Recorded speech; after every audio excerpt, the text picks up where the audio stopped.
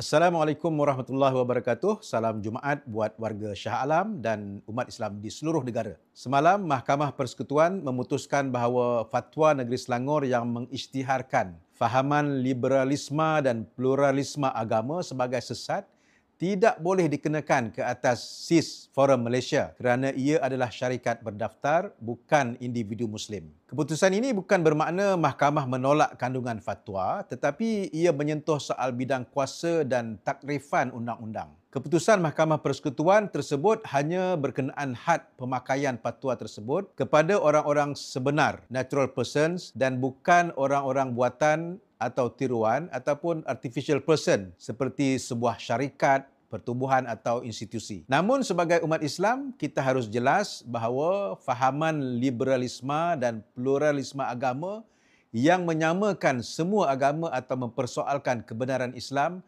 adalah bercanggah dengan akidah. Dalam hal ini, firman Allah Subhanahu Wa Taala dalam surah Al-An'am ayat 153 menjadi panduan tegas buat kita. Wa anna hadza sirati mustaqiman fattabi'uh wa la tattabi'us subula fatafarraqa bikum an sabilih. Dan bahawa sesungguhnya inilah jalanku, jalan yang lurus, maka ikutilah ia dan janganlah kamu ikut jalan-jalan yang lain kerana jalan-jalan itu mencerai-beraikan kamu dari jalannya. Ayat ini mengingatkan kita agar jangan sekali-kali terpesona dengan pelbagai fahaman yang mengaburkan kebenaran Islam. Jangan biarkan nama organisasi atau status undang-undang mengalihkan kita daripada hakikat bahawa kesesatan tetap kesesatan walau dibungkus dalam retorik moden dan legalistik berselindung di atas nama pertubuhan Islam. Dalam pada itu, kita juga menggesa agar semakan dan penambahbaikan undang-undang melibatkan agama Islam dan umat Islam perlu dilakukan bagi memenuhi keperluan hukum syarak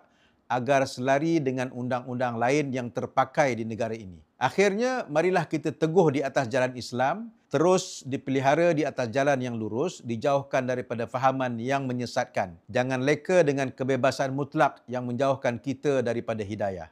Salam Jumaat, salam berkat.